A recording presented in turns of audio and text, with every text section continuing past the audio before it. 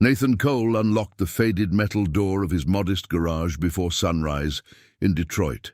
The hand-painted sign above the entrance read, Cole Auto Repair.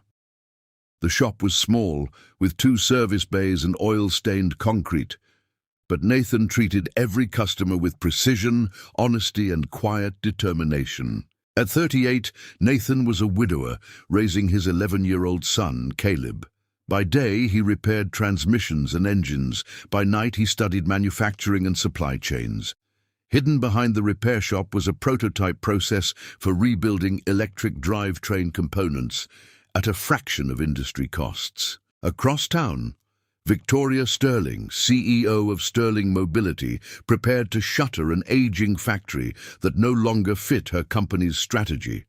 Brilliant and ambitious, she had built a multi-billion-dollar empire and dismissed small operators as irrelevant to the future of transportation. One afternoon, Victoria's black Porsche Panamera overheated near Nathan's shop.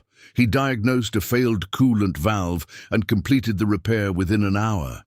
As she looked around the cramped garage, Victoria smirked. "Cute little shop," she said. "People like you survive by fixing leftovers." Nathan wiped his hands and thanked her for the business. He did not mention that his prototype had attracted interest from engineers and suppliers. Caleb, who had overheard the exchange, asked why his father remained polite. Nathan replied that confidence never needed to announce itself. Weeks later, Nathan learned that Sterling Mobility planned to auction its decommissioned battery remanufacturing factory in Detroit. Most buyers viewed the property as obsolete.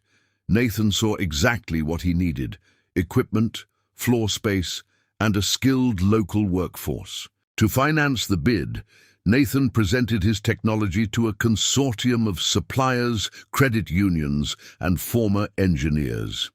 His process restored high-value electric components using proprietary diagnostics and precision machining, reducing waste and dramatically lowering replacement costs for fleet operators. Investors were impressed by both the economics and Nathan's reputation for integrity. He won the auction and purchased the former Sterling factory at a steep discount.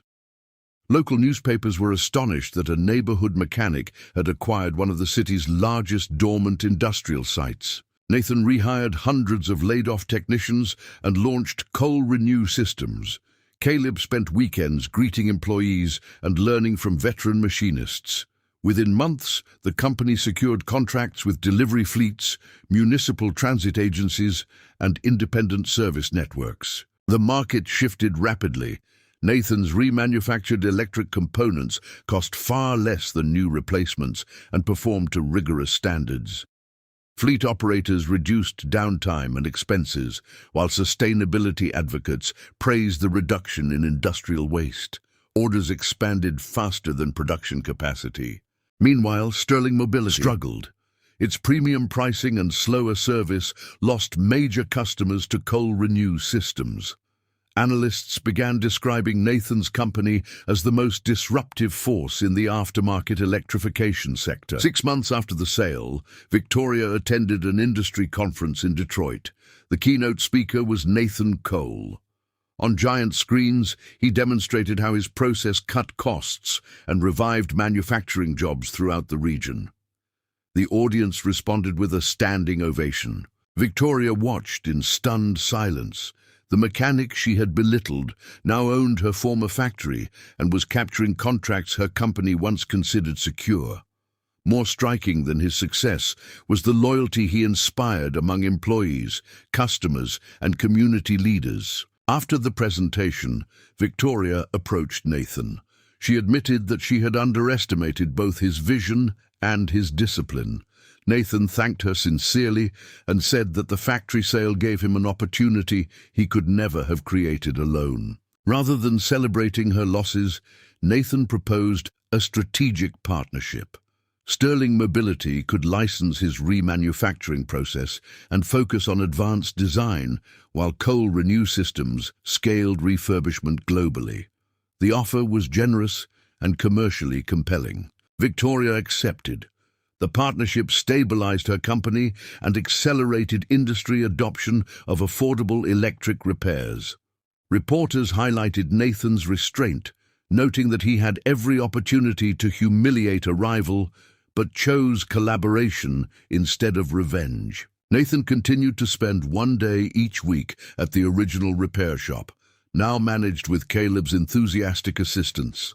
The small garage remained open as a reminder of where the journey began and why craftsmanship and honesty mattered. Caleb often stood beneath the old sign and watched employees from around the world visit the humble building. His father told him that greatness was rarely born in glamorous places. It emerged wherever people solved real problems with patience and integrity. Years later, Detroit's manufacturing revival was frequently linked to Nathan's decision to see value where others saw obsolescence. The shop, once mocked as insignificant, had become the starting point for a company that transformed an industry and restored a city's confidence. Whenever Victoria passed the original garage, she remembered the day she called it small. Nathan had not stolen the market through arrogance.